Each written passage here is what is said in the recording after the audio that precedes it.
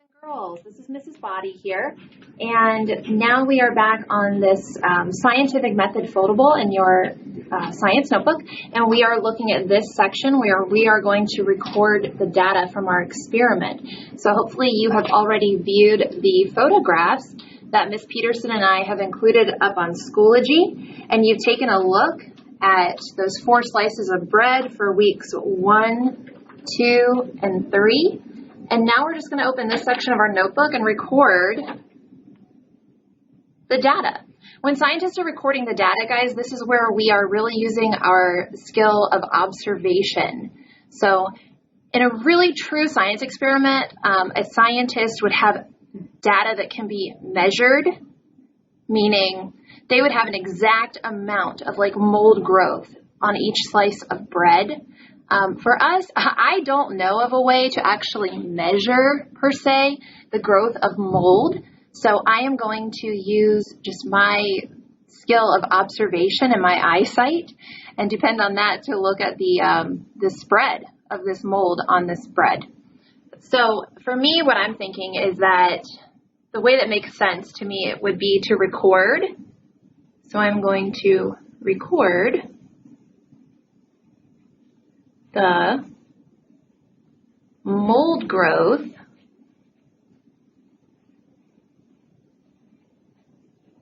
from, and I'm going to go from like least to greatest.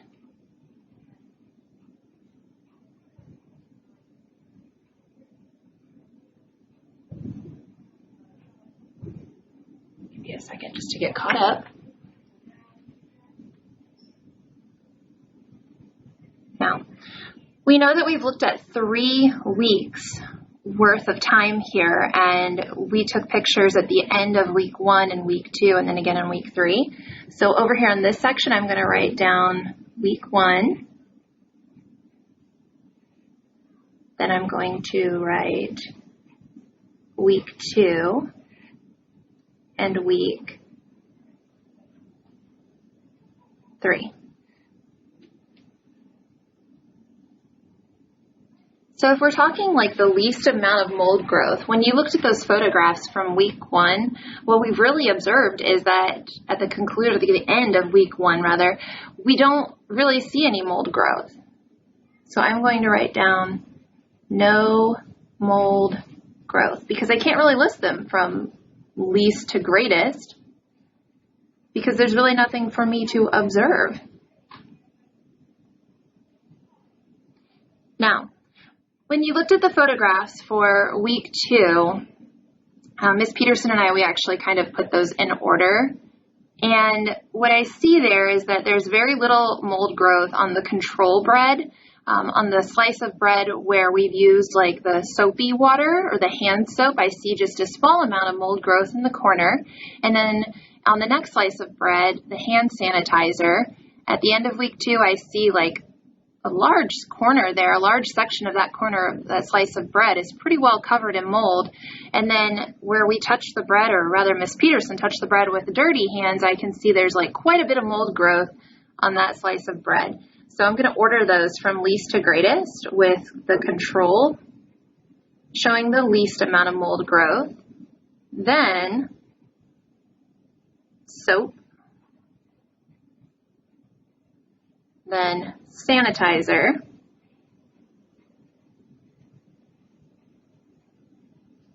and finally dirty. Now, if I had more room here, and if we were here doing this in class, we would probably have a discussion about what you're actually observing, because this is the part of your experiment that, as a scientist, you really want to include the exact observations. You might write notes like, on week 2, the control slice of bread in the control group showed very little, almost to no mold. On week 2, the hand soap shows just a very small amount of mold in the top corner. In week 2, the slice of bread with hand sanitizer shows almost 1/4 or 1 corner of the entire slice of bread covered in now green and shades of black mold. And finally, On the slice of bread with the dirty hands, we see almost the entire top half of the section, or the piece of bread rather, is covered in mold in shades of green and black and even white, and it's starting to make its way down to cover the entire slice of bread. So those are more of the notes that we would include. Now in week 3, if I'm listing these from least to greatest, I can see that, again, looking at the photographs, it's still kind of following the same pattern, guys. The control has now a significant amount of mold growth. But then when I look at the slice of bread with the soap, I can see even more. And the hand sanitizer, although it looks like it's a little bit, I don't know, less dark, I guess, is how I might describe it. I can see in that Ziploc bag that there is definitely more mold growth. It's just like a color white now. And finally, last but not least, look. When you look at that dirty slice of bread, and now it's even transforming, guys, from the shades of green and black and then white to now even a nice lovely shade of yellow and brown down in the corner. So we're going to list those finally from least to greatest. And it still follows the same pattern. Control with the least, then on to soap, then sanitizer, and finally, last but not least, dirty.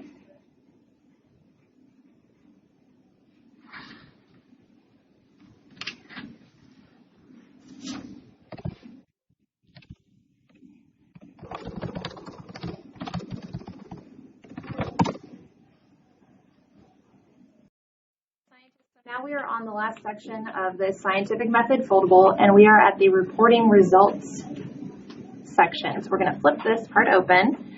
And what we learned through our observation was that the control group showed kind of the least amount of mold growth, or representing the spreading of germs. After that was the hand soap, then the hand sanitizer, and then finally the dirty hands. So guys, we need to remember that the control group and the dirty hands, those were really groups so that we would have a comparison. We wanted to see our control group so that we knew what a slice of bread, just kind of in its natural environment, what it would do with just natural mold growth to represent those germs. So we can list these from 1 to 4. And we know that the control group showed the least amount of mold growth. We also recognized right away that the bag labeled dirty to indicate the dirty hands showed the greatest amount of mold growth. So I'm going to record that as number 4. And then we really have to focus on those 2 independent variables there, the slice of bread that was handled after using hand soap and the slice of bread that was handled after using hand sanitizer. Because after all, our question was, does soap and hand sanitizer prevent germs from spreading? So those are the 2 groups that we really focused in on. And after making those observations, we realized that soap showed a lesser amount of mold growth than sanitizer.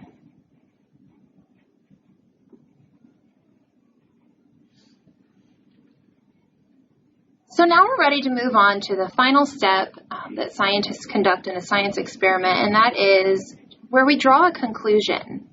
So now that we've listed our results from the least amount of mold growth to the greatest, now we're going to move to this last section right over here, where we draw a conclusion. I'm going to zoom in just a little bit for you.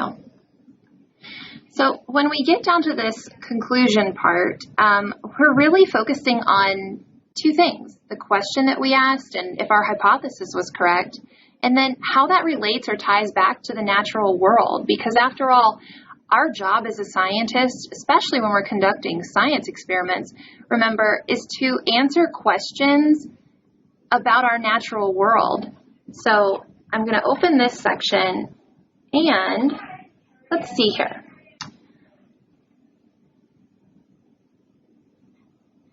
The first part I'm going to start off with is whether or not my hypothesis was correct.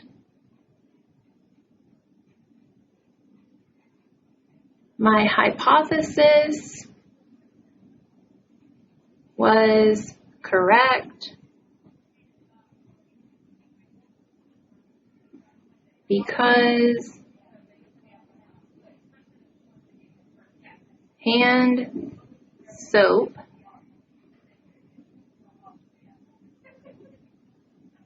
shows the least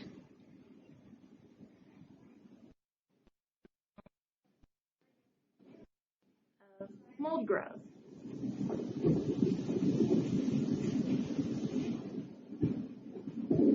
Now, what does that mean to us as scientists out in the natural world? Well, again, if we think about the question is asking, does hand soap and hand sanitizer prevent the spreading of germs?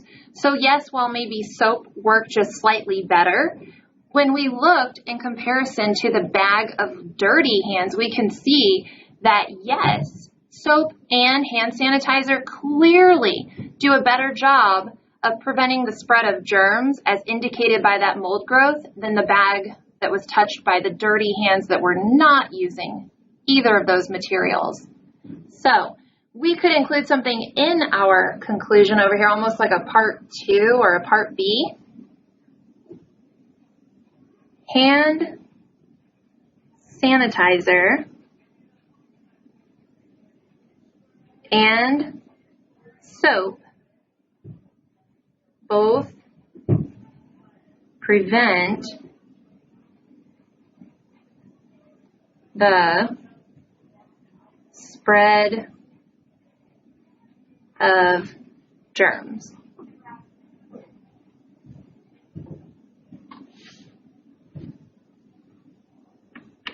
Okay guys, so we made it through all parts of the scientific method, and we have learned as scientists that we go through these steps in order to answer a question about our natural world. In this case, we were relating it to this pandemic and what we are experiencing with COVID-19. We did that because this is very relevant to us right now in our life and in our classroom and at home. As we continue throughout the year, we will revisit the scientific method, learning more about the steps that a scientist completes to conduct an experiment. We hope you enjoyed it.